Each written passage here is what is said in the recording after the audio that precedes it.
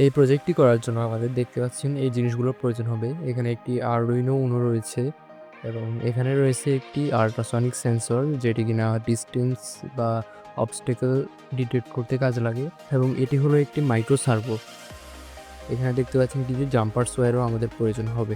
প্রথমে 4টি jumper wire নিয়ে আল্ট্রাসনিক সেন্সরের পিনগুলোতে লাগিয়ে নিব।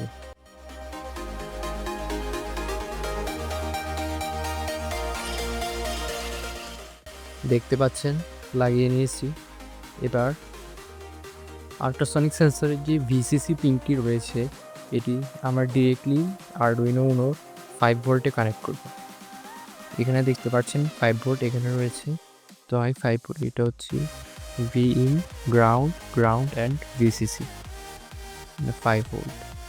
5 ভোল্টে কানেক্ট করে দিয়েছি।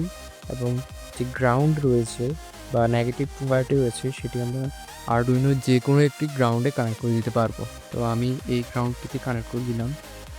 আর সেন্সরের যে ট্রিগার পিনটি রয়েছে, ওটি আমরা সিম্পলি আরডুইনোর, এখানে দেখতে পাচ্ছেন আপনারা বিভিন্ন পিন রয়েছে, এগুলো থেকে 10 নাম্বার পিনে দিব। এই যে দেখতে পাচ্ছেন 10 নাম্বার পিন, এখানে 8, 9 এবং 10 নাম্বার পিনে কানেক্ট করে দিব, এবং লাস্ট পিনটি আমরা 11 নাম্বার পিনে কানেক্ট করে দিব। দেখতে পাচ্ছেন আমি কোন পিনে কোনগুলো কানেক্ট করেছি। এবার সার্ভো মোটরের সাথেও আমরা একইভাবে 3টি পিন কানেক্ট করে দেব। এবং এখানে একটি গুরুত্বপূর্ণ বিষয়, সার্ভো মোটরের যে ব্ল্যাক কালারটি রয়েছে ওটি গ্রাউন্ড, রেড কালারটি হচ্ছে 5 ভোল্ট বা পজিটিভ, এবং যে ইয়েলো কালারটি রয়েছে সেটি আমরা ডিজিটাল পিন 12তে কানেক্ট করব।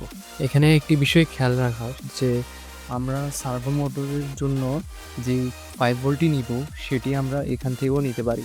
মানে আমরা চাইলে এখানে একটি ব্রেডবোর্ড নিয়ে ব্রেডবোর্ডের মধ্যে আমরা এভাবে কিছুটা 5 ভোল্টের কানেকশনটি দিতে পারি, এবং সেম ওখান থেকেই সার্ভো মোটরকে এবং সেন্সরকে পাওয়ার দিতে পারি। কানেকশন নিয়ে কোনো ভয় পাবেন না, কারণ আমি ভিডিওর লাস্টে ডায়াগ্রামটি দিয়ে দেব। এবার সার্ভো মোটরের সাথে আমরা যে প্রথমে গ্লু লাগিয়ে নিতে হবে। এই আল্ট্রাসনিক সেন্সরটিকে কিছুটা এইভাবে লাগিয়ে নিতে হবে। তো এটি হলো আমাদের ডিভাইসটির ফাইনাল লুক। আপনারা তারগুলো নিয়ে কিছু কমেন্ট করবেন না, কারণ আমার উদ্দেশ্য ছিল শুধুমাত্র আপনাদের সার্কিটটি বোঝানো, এটিকে কোনো সুন্দরভাবে উপস্থাপন করা না। এবং আশা করি আপনারা সার্কিটটি ভালোভাবে বুঝতে পেরেছেন। গাইজ, দেখতে পাচ্ছেন আমাদের প্রজেক্টটি কিন্তু সঠিকভাবে কাজ করছে। আপনারা দেখতে পাচ্ছেন সেন্সরটি কিন্তু আশেপাশে সব কিছুই সেন্স করতেছে, কোনো অবজেক্ট দেখা যাচ্ছে না, তাই পিসিতে কোনো রাডারে কোনো অবজেক্ট শো করতেছে না। এখন যদি আমি এখানে একটি অবজেক্ট দিই, দেখতে পাচ্ছেন স্ক্রিনেও রেড একটি মার্ক হয়ে গিয়েছে অবজেক্টের জায়গায়। এখন যদি আমি এই পাশে আরও একটি অবজেক্ট দিই, দেখতে পাচ্ছেন ওই পাশেও রেড কালার মার্ক হয়ে গিয়েছে। যদি আমি অবজেক্টটি সরিয়ে ফেলি, তাহলে দেখবেন যে রেড কালার মার্কটি গায়েব হয়ে গেছে। এবং আপনারা আরও দেখবেন যে আমি যত বেশি সামনে নিব, রেড কালার কিন্তু ততই বেশি হবে। তো আপনারা চাইলে এই ইজি প্রজেক্টটি আপনাদের বাসায় বানায় ফেলতে পারবেন। এবং আশা করি ভিডিওটি আপনাদের একটু হলেও ভালো লেগেছে। যদি ভালো লেগে থাকে তাহলে অবশ্যই লাইক অ্যান্ড সাবস্ক্রাইব করে যাবেন।